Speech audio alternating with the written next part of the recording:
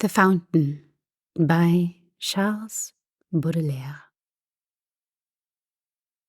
My dear, your eyes are weary. Rest them a little while. Assume the languid posture of pleasure mixed with guile. Outside the talkative fountain continues night and day, repeating my warm passion in whatever it has to say. The sheer luminous gown the fountain wears, where Phoebe's very own color appears, falls like summer rain or shoal of tears. Thus your soul ignited by pleasure's lusts and needs sprays into heaven's reaches and dreams of fiery deeds. Then it brims over, dying and languorous, apart, drains down some slope and enters the dark well of my heart. The sheer luminous gown the fountain wears, where Phoebe's very own color appears, falls like summer rain or shoal of tears. O you, whom night enhances, how sweet here at your breasts to hear the eternal sadness of water that never rests. O moon, O singing fountain, O half-leaf thronged night above, you are the faultless mirror of my sweet, bitter love. The sheer luminous gown the fountain wears, there Phoebe's very own color appears, falls like summer rain or shoal of tears.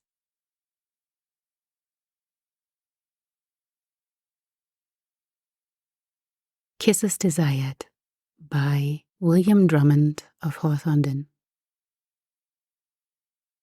Though I, with strange desire, to kiss those rosy lips am set on fire, yet will I cease to crave sweet touches in such store, as he who long before from Lesbia them in thousands did receive. Heart mine but once me kissed, and I by that sweet bliss even swear to cease you to importune more. Poor one, no number is. Another word of me ye shall not hear. After one kiss, but still one kiss, my dear.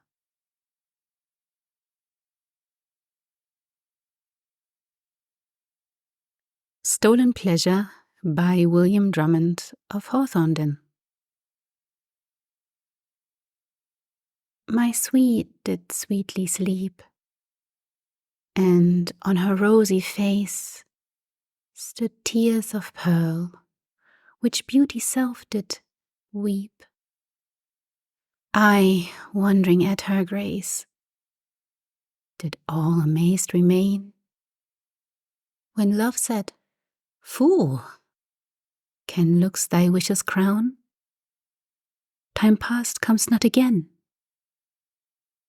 Then did I me bow down, and kissing her fair breast, lips, cheeks, and eyes, proved here on earth the joys of paradise. I know that all beneath the moon decays, by William Drummond of Hawthornden. I know that all beneath the moon decays, and what by mortals in this world is brought, in time's great periods shall return to naught. That fairest states have fatal nights and days. I know how all the muses heavenly lays, with toil of sprite which are so dearly bought, as idle sounds of few or none are sought. And that naught lighter is than airy praise. I know frail beauty like the purple flower, to which one morn oft birth and death affords, that love a jarring is of mind's accords, where sense and will invessel reason's power. Know what I list, this all cannot me move, but that, oh me, I both must write and love.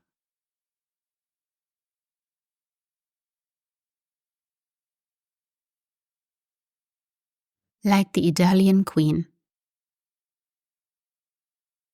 by William Drummond of Hawthornden. Like the Idalian Queen, her hair about her eyne, with neck and breasts bright apples to be seen, at first glance of the morn, and cypress gardens gathering those fair flowers, which of her blood were born. I saw, but fainting saw my paramours, the graces naked danced about the place. The winds and trees amazed, with silence on her gazed. The flowers did smile like those upon her face. And as their aspen stalks those fingers band, that she might read my case, a hyacinth I wish me in her hand. Oh, friends, by Mirabai.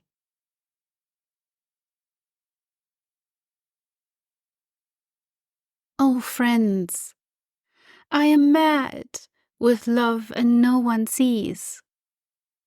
My mattress is a sword point. How can I sleep when the bed of my beloved is spread open elsewhere? Only those who have felt the knife can understand the wound.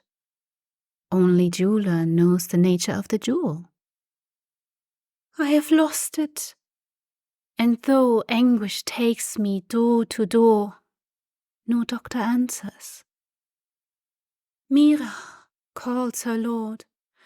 Oh, dark one, only you can heal this pain.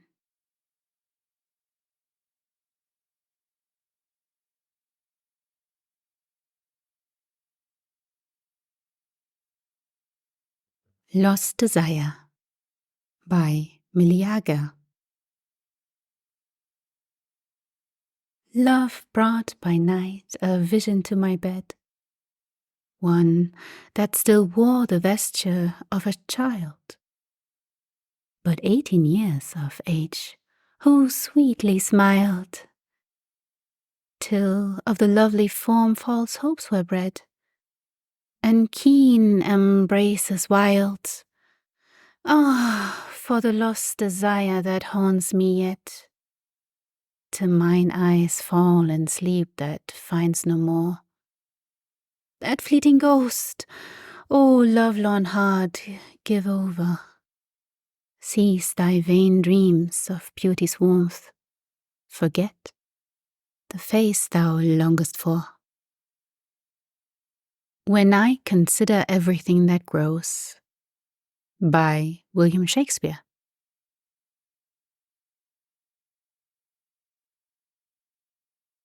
When I consider everything that grows, holds in perfection but a little moment, that this huge stage presenteth naught but shows, whereon the stars in secret influence comment. When I perceive that men as plants increase, cheered and checked even by the selfsame sky, vaunt in their youthful zep, at height decrease, and where their brave stayed out of memory, when the conceit of this inconstant stay sets you most rich in youth before my sight, where wasteful time debateth with decay, to change your day of youth to sullied night, and all in war with time for love of you. As he takes from you, I engraft you new.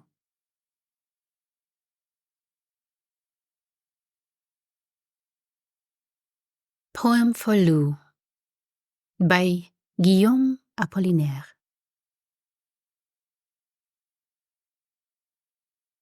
If I should die out there on a battlefront, you'd weep. Oh, Lou, my darling, a single day, and then my memory would die away. As a shell dies bursting over the battlefront, a beautiful shell like a flowered mimosa spray. And then this memory exploded in space, would flood the whole wide world beneath my blood, the mountains, valleys, seas, and the stars that race, the wondrous suns that ripen far in space, as golden fruit round General Baratier wood. Forgotten memory, living in all things, I'd redden the nipples of your sweet pink breasts. I'd blush your mouth, your hairs now, blood like rings. You wouldn't grow old at all. These lovely things would ever make you young for their brave behests. The fatal spurting of my blood on the world would give more lovely brightness to the sun. Move color to flowers, to waves more speedy run. A marvelous love would descend upon the world, would be in your lovely flesh, more strongly grown, and if I die there, memory you'll forget. Sometimes remember, Lou, the moments of madness, of youth and love and dazzling passion's heat. My blood will be the burning fountain of gladness, and be the happiest being, the prettiest yet. Oh, my only love and my greatest madness. Long night is falling, on us foreboding, ushers a long, long fade of blood. Song of the Witches. Double, Double, Toil and Trouble by William Shakespeare. Double, double, toil and trouble, fire burn and cauldron bubble. Fillet of a fenny snake, in the cauldron boil and bake. Eye of newt and toe of frog, wool of bed and tongue of dog. Adder's fork and blindworm's sting, lizard's leg and howlet's wing. For a charm of powerful trouble, like a hell broth boil and bubble. Double, double, toil and trouble, fire burn and cauldron bubble. Cool it with a baboon's blood, then the charm is firm and good.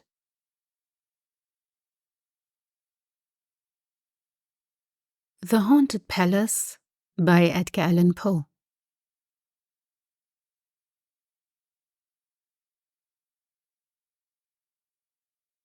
In the greenest of our valleys, by good angels tenanted, once a fair and stately palace, radiant palace, reared its head.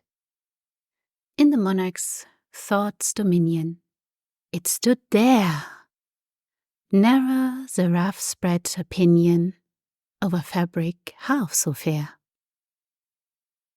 Banners yellow, glorious golden, on its roof did float and flow. This, all this was with the olden time long ago. And every gentle air that dallied in that sweet day along the ramparts plumbed and pallid, a winged odor went away. Wondrous, in that happy valley, through two luminous windows saw spirits moving musically to a lute's well-tuned low. Round about a throne where sitting Porphyrogen, in state his glory well befitting, the ruler of the realm was seen. And all with pearl and ruby glowing was the fair palace door, through which came flowing, flowing, flowing, the sparkling evermore. And troop of echoes whose sweet duty was but to sing in voices surpassing beauty the wit and wisdom of their king. But evil things in robes of sorrow assailed the monarch's high estate.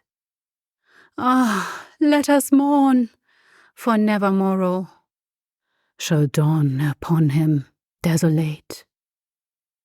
And round about his home the glory that blushed and bloomed is but a dim remembered story of the old time entombed.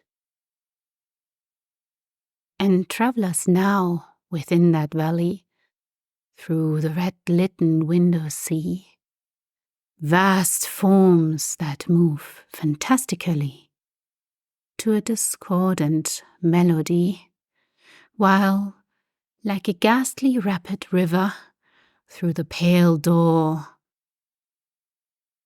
a hideous throng rush out forever and laugh, but smile no more.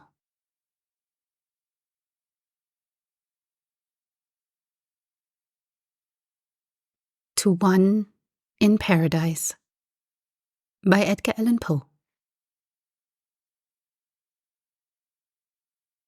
Thou wast that all to me, love, for which my soul did pine, a green isle in the sea, love, a fountain and a shrine, all wreathed with fairy fruits and flowers, and all the flowers were mine. Ah, dream too bright to last, ah, starry hope that didst arise, but to be overcast. A voice from out the future cries, on, but over the past. Dim gulf my spirit hovering lies, mute, motionless, aghast. For alas, alas, with me, the light of life is over. No more, no more, no more. Such language holds the solemn sea to the sands upon the shore. Shall bloom the thunder-blasted tree, or the stricken eagle soar? And all my days are trances, and all my nightly dreams are where thy grey eyes glances, and where thy footstep gleams, in what ethereal dances, by what eternal streams.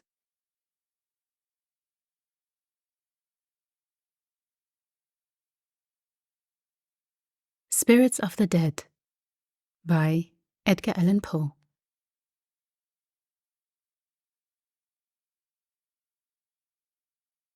Thy soul shall find itself alone mid dark thoughts of the grey tombstone, not one of all the crowd to pry into thine hour of secrecy.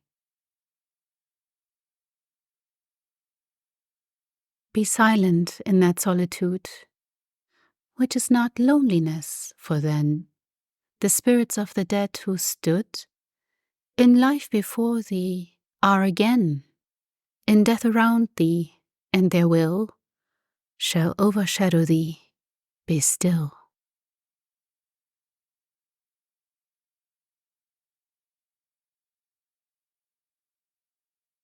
The night, though clear, shall frown, and the stars shall look not down from their high thrones in the heaven, with light like hope to mortals given.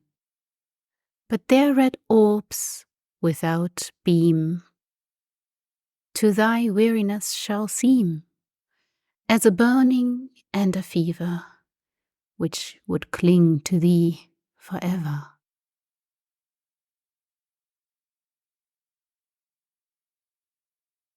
Now our thoughts thou shalt not banish, now our visions never to vanish. From thy spirit shall they pass, no more like dewdrops from the grass. The breeze, the breath of God, is still, and the mist upon the hill, shadowy, shadowy yet unbroken, is a symbol and a token. How it hangs upon the trees, a mystery of mysteries. Elevation by Charles Baudelaire.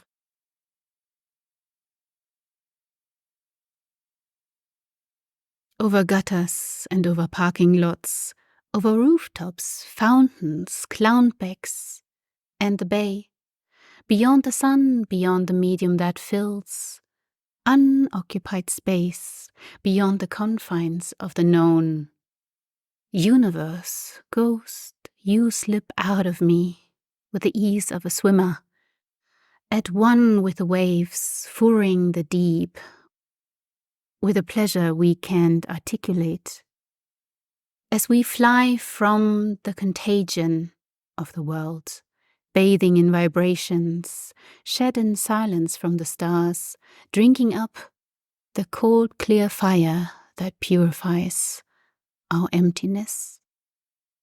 Only when you ferry us here beyond the tedium and despair that weigh us down can we be happy. Only when animate wings bear through the haze of life and lift up into the luminous do our thoughts like birds trace patterns in the pearl grey sky and hover over life, understanding without effort the lexicon of flowers, the syntax of all that will die.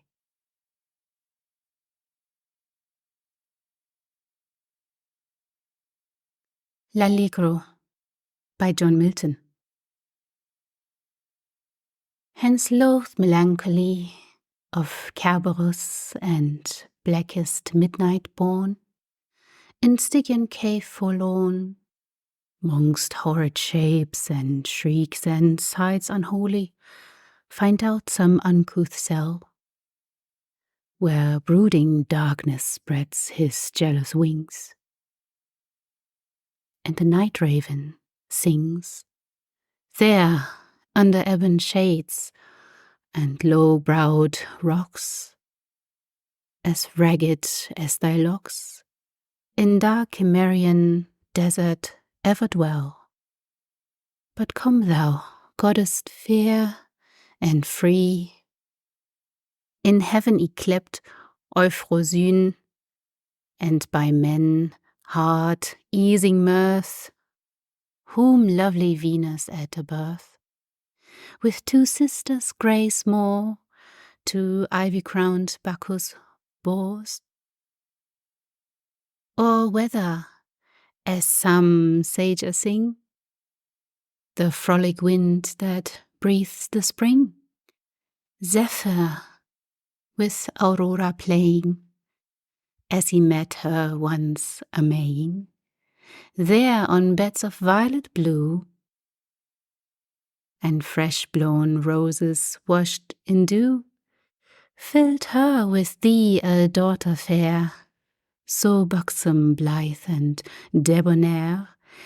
Haste thee, nymph, and bring with thee jest and youthful jollity, quips and cranks and wanton wile,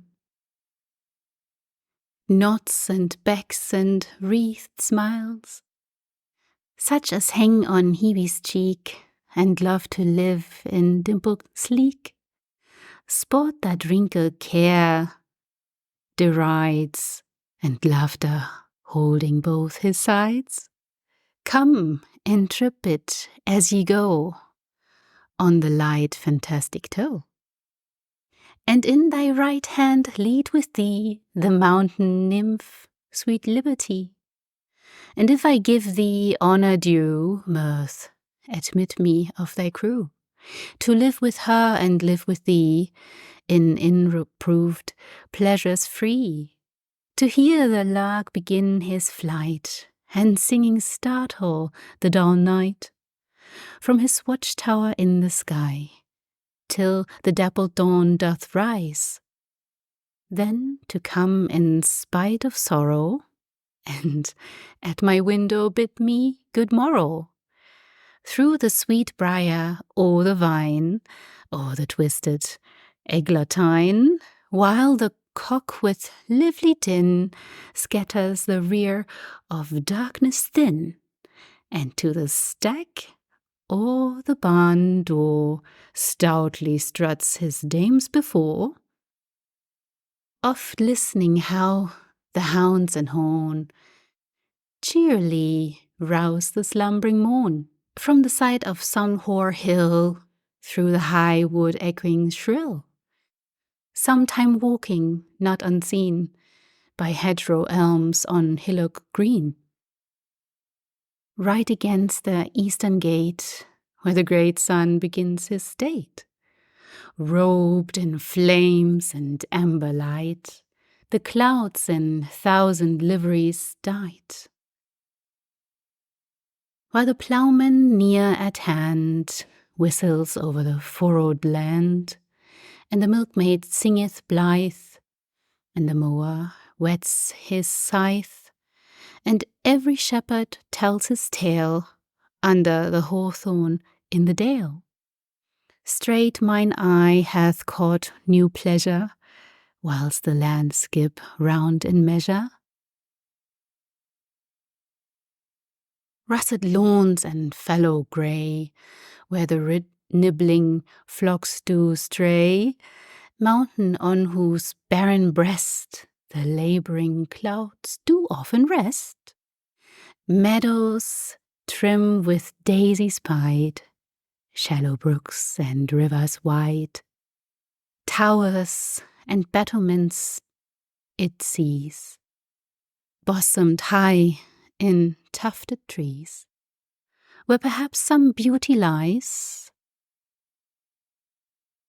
the cynosure of neighbouring eyes, hard by a cottage chimney smokes, from betwixt two aged oaks, where Corydon and Thyrsis met are at their savoury dinner set, of herbs and other country messes, which the near-handed Phyllis dresses, and then in haste her bower she leaves, with Testilis to bind the sheaves, or if the earlier season led to the taunt haycock in the mead, sometimes with secure delight the upland hamlets will invite, When the merry bells ring round many a maid, dancing in the checkered shade, and young and old come forth to play on a sunshine holiday, till the livelong daylight fail, then to the spice nut brown ale, with stories told of many a feat, how Mary Mab the junkets eat. She was pinched and pulled, she said, and he by Friar's lanthorn led. 'Tis how the drudging goblin sweat to earn his cream bowl duly set. When in one night, ere glimpse of morn, his shadry flail hath threshed the corn, that 10-day labours could not end, then lies him down, the lubber fiend, and stretched out all the chimney's length, basks in the fires his hairy strength, and crop full out of doors he flings, ere the first cock his matin rings. Thus done the tale to bed they creep, by whispering winds soon lulled asleep. Towed cities please us then, and the busy hum of men, where throngs of knights and barons bold in weeds of peace high triumphs hold, with store of ladies whose bright eyes reign influenced and judge the prize of wits or arms, while both content to win her grace whom all commend. There let him oft appear in saffron robe with taper clear, and pomp and feast and revelry with mask and antique pageantry, such sights as youthful poets dream on summer eve by haunted stream. Then to the well-trod stage anon, if Johnson's learned sock be on, or sweetest Shakespeare, fancy's child, warble his native wood notes wild, and even against eating cares, lap me in soft Lydian airs, married to immortal verse, such as the meeting soul may pierce, in notes with many a winding bout of linked sweetness long drawn out. With wanton heat and giddy cunning, the melting voice through mazes running, untwisting all the chains that tie the hidden soul of harmony, that Orpheus' self may heave his head from golden slumber on a bed of heaped Elysian flowers, and here such strange as would have won the ear of Pluto to have quite set free his half-regained Eurydice. These delights, if thou canst give mirth, with thee I mean to live.